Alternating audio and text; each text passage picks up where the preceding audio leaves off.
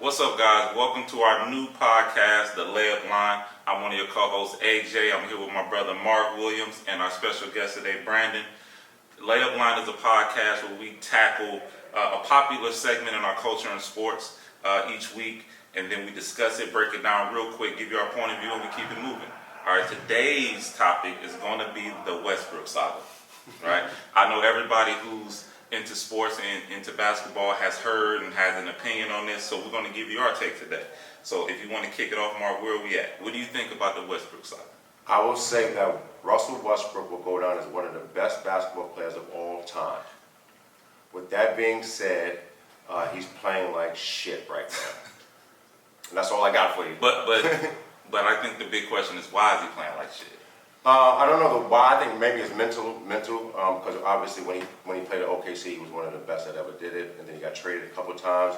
Maybe it's just him being home in LA. He's not in a relaxed environment, and then obviously pressure playing with LeBron also is not necessarily easy. Also, I'm quite sure, particularly when he's not the person, the primary ball handler. Where in all the other places he was the primary.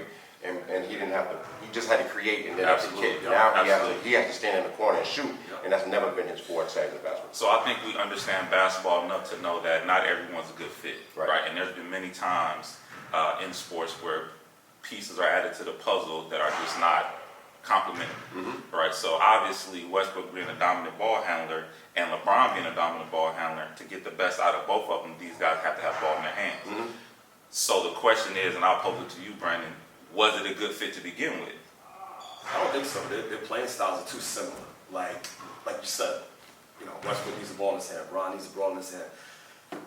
It might sound crazy, but you might have to bring Westbrook off the bench. Let him lead his own unit. Yo, man, I've been saying that for 2 years. 2 years I've been saying that. If you can put his ego behind him. But they did tap into that at the beginning of this season. Darvingham said he wanted to bring him off the bench. I guess he tried it. Westbrook said he had an injury, then they went away from it. And I think for us, that's where the ego kicks in, right? Because everyone feels like Westbrook is a surefire Hall of Famer, and then should he come off the bench? To me, it's about winning. I should getting his money regardless. Shit, to be quite frank, if you're gonna get more money for less work, what's the problem, right? But it's all about the win, and to me, it doesn't work with Westbrook starting. It just doesn't work. He doesn't look comfortable. They're not winning. The flow is off. You have to go. You have to do something else, right? You have to do something else, and it's hard to say because a lot of our athletes who are legendary, they don't want to come off the bench. They don't want to take a smaller role. Carmelo went through that. Allen Iverson went through that. So they don't want to do that. But that's going to have to be it. I don't know any other way to do it. Do you guys have any suggestions on that? No, and I think that, like you mentioned, and you also, Brandon, the ego is a mother effer. And I don't know if people really understand how the athletic ego is just, we've all seen boxers that hung on too long. Right. We had Larry Holmes looking flabby out there. Flabby and sick. Flabby and sick. We have all these boxers doing this, and basketball players also. So I think that the ego is something that he has to get under control for him to be, not to destroy his legacy. Because right now he's looking. It doesn't look good. Put some dirt on his name. So now that we're in it, how do we handle it? Do we not start him? Do we continue to start him? Do we trade him? How do we handle it now that we're in? Right, Brandon.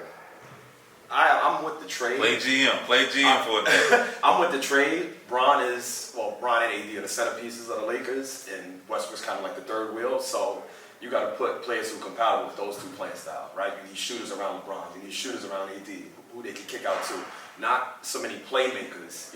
Yes, you need a playmaker here and there to take some pressure off LeBron, but who's LeBron driving and kicking to? Westbrook? Who's Westbrook driving and kicking to? Right. LeBron? Like, it looks crazy. It looks like 1994 offense, 95.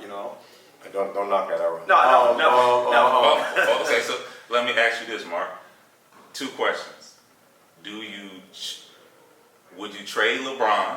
Question A, because Phil Jackson said he would trade LeBron. Or would you trade Westbrook, and if so, for who? I'm not going to trade LeBron politically and for the public standpoint. Okay. I don't know if Rob Pelinka and Jeannie Buss have the heart to do that because he's such a polarizing figure. He's LA and all that stuff that comes with LeBron. He's LeBron. Who would I would give away Russell Westbrook to whomever super talented. We know he's talented. I just think that he needs to be in a position where he can be the man with the ball and make the decision. Maybe a younger team, Charlotte or something along those lines, where he can just come in and be the man and add some type of credibility to the team. Because nobody watches a Charlotte game, even though they played the Knicks not too long ago. I don't know if the gym was. I mean, they have popular players, but the team itself is not popular. They're not selling the merch and stuff like that. I mean, they have the ball kid. He's They pretty did good. talk about that Gordon Hayward trade. That was something they With discussed. Rose in too. Yes. Yeah, I would do that. Yes. I would do I that. mean, at this point, they got to do something. I mean, they got to do something. Obviously, they can't sit in this and they can't stew in this for too much longer because it doesn't look good. Right. It doesn't feel good at all. Last question on this layup topic: is his legacy tainted? Brand, I'll let you go. I don't think so. I don't think so.